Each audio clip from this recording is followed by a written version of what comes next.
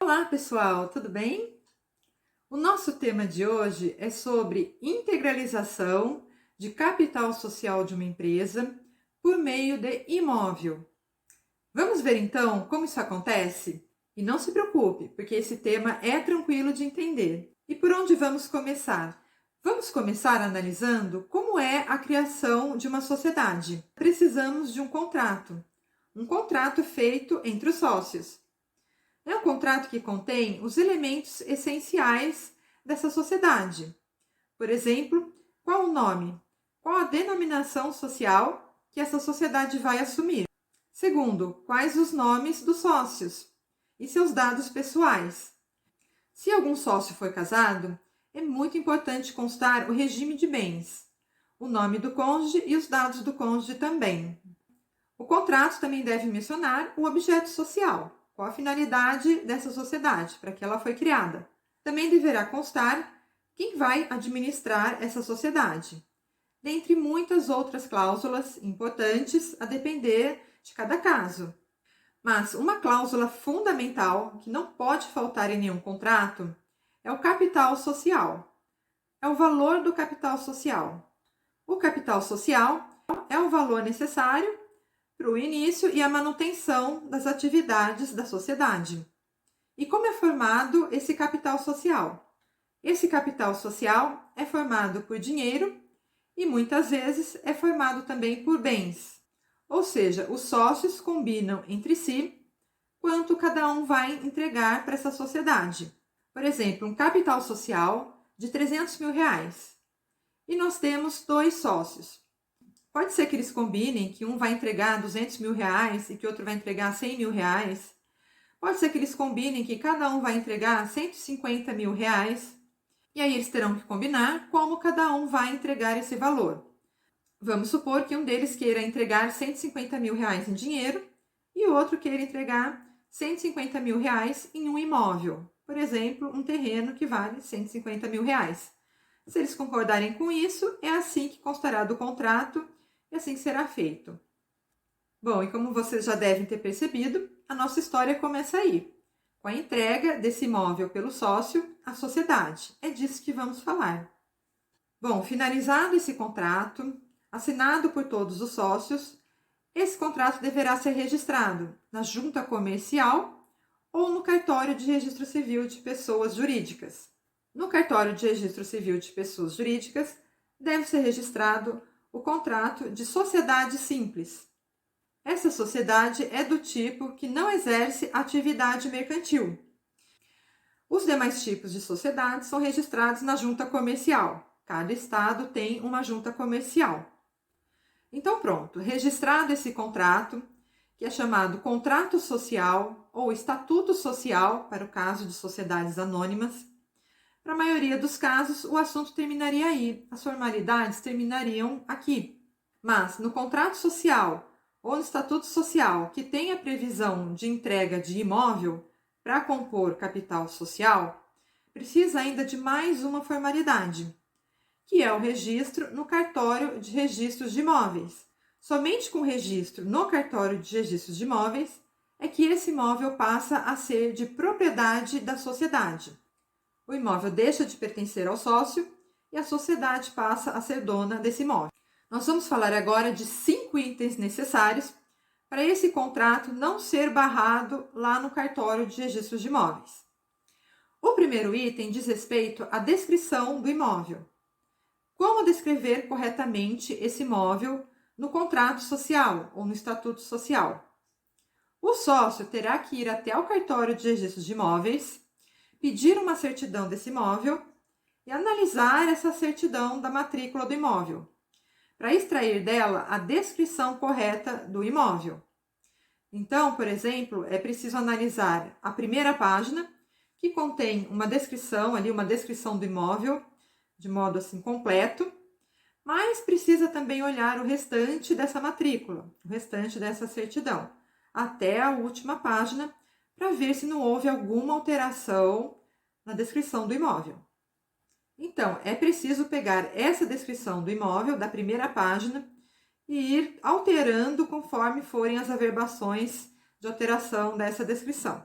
Se não tiver nenhuma alteração de descrição, então fica aquela descrição da página inicial.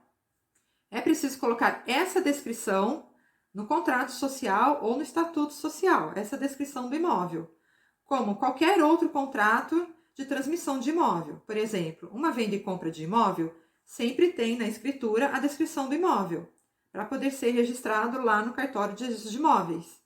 Com a integralização de imóvel no capital social, não é diferente, porque também é uma descrição. Com relação à descrição, pode ser ainda que tenha uma alteração ainda a ser feita na matrícula do imóvel. Por exemplo, alterou o nome da rua e ninguém for levar lá no cartório de registro de imóveis para averbar essa alteração.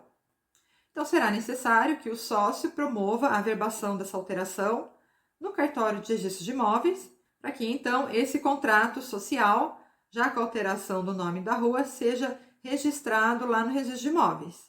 Só a título de observação, essa integralização de capital social por meio de imóvel pode também ser chamada de conferência de bens. Muitas vezes, o registro de imóveis denomina esse registro de conferência de bens. Bom, vamos voltar então à descrição do imóvel lá no contrato social. Então, o sócio vai colocar lá que a sua parte, os seus R$ 150 mil, eles são integralizados ao capital social com a entrega do seguinte imóvel. Aí vai descrever lá o imóvel. É importante constar também dessa descrição qual foi o valor atribuído a esse imóvel. Geralmente já tem um valor que consta ali do laudo de avaliação, que faz parte do contrato social. Mas é importante que conste ali no contrato social que as partes, os sócios, atribuíram a esse imóvel o valor X. Uma segunda questão muito importante, para não dar problema lá no cartório de registro de imóveis. Se o sócio que está transmitindo o imóvel para a sociedade for casado, é muito importante observar o regime de bens. Se esse regime de bens implica em comunicação do imóvel para o cônjuge, ou seja, o cônjuge é proprietário também, é preciso que esse cônjuge também transmita o imóvel para a sociedade. Agora, se o regime de bens não implica em comunicação do imóvel para o cônjuge, ou seja, o cônjuge não é proprietário junto, mesmo assim esse cônjuge terá que assinar como anuente.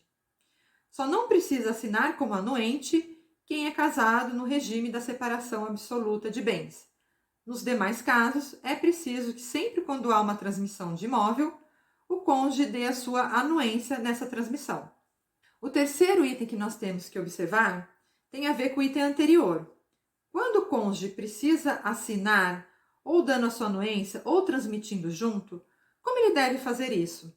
Ele pode assinar lá no contrato social, junto com os sócios, ou esse cônjuge deve lavrar uma escritura pública, transmitindo a sua parte ou dando a sua anuência. Então, há essa divergência doutrinária. Uns dizem que precisa da escritura pública. Outros dizem que basta o cônjuge assinar o mesmo documento que os demais sócios. E por que da escritura pública? Porque o Código Civil diz, para transmitir um imóvel, precisa escritura pública, exceto quando a lei disser o contrário. Existe sim uma lei dizendo o contrário, mas com relação aos sócios. Nada menciona com relação aos cônjuges. Daí a posição de muitos dizendo que precisa sim escritura pública. Mas outros doutrinadores consideram que o cônjuge deve sim assinar o contrato social, não precisa de escritura pública. Ou seja, resumindo a história, você precisa se informar antes do posicionamento aí na sua localidade. Verifica lá junto com o cartório de registro de imóveis o que eles consideram o certo. Porque não adianta você ingressar lá no registro de imóveis com o contrato social, constando a assinatura do cônjuge e insistindo para que se registre, se o cartório de registro de imóveis entende que precisa da escritura pública. E geralmente, quando o cartório de registros de imóveis exige esse tipo de coisa, é porque a corregedoria pensa assim, é porque o conselho da magistratura pensa assim. Então, é preciso antes se informar. Uma quarta questão importante de se observar tem a ver também com divergência doutrinária. É sobre a sociedade simples, que comentamos agora há pouco. A sociedade simples é registrada no cartório de registro civil de pessoas jurídicas. Acontece que alguns argumentam que para registrar a transmissão de imóvel de sócio para a sociedade, precisa escritura pública. A mesma situação que nós vimos agora há pouco para o cônjuge. A outra posição diz que pode ser sim o contrato social, que basta o contrato social para dar entrada no cartório de registro de imóveis, porque esse tipo de sociedade deve seguir a mesma regra das demais sociedades, dos demais tipos de sociedades. Então, mais uma vez, é importante se informar para que seu contrato não seja barrado lá no registro de imóveis. A quinta questão é a respeito do imposto de transmissão, o ITBI, Imposto de Transmissão de Bens Imóveis. Então, esse imposto deve ser cobrado para a integralização do imóvel ao capital social? O que você acha? Bom, a resposta é depende. Para a maior parte dos casos, existe uma imunidade do ITBI. Foi a própria Constituição Federal que trouxe essa imunidade. E como exceção, trouxe apenas aquelas sociedades que têm como atividade preponderante a compra e venda de imóveis, a locação ou arrendamento mercantil. Para todos os demais casos, existe imunidade de ITBI. No entanto, vem uma questão muito interessante. Quem é que vai declarar essa imunidade para a sociedade que está recebendo esse imóvel? Quem vai declarar é o próprio município. Não é o registro de imóveis, não é a junta comercial, não é o registro civil de pessoas jurídicas. É o próprio município que deve declarar essa imunidade. Ou seja, o sócio deve obter no município um comprovante de não incidência do ITBI.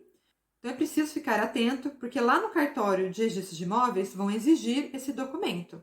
Então, pessoal, era isso que eu tinha para dizer. Se você gostou, curte esse vídeo, inscreva-se no canal e compartilhe com seus amigos. Obrigada e até mais!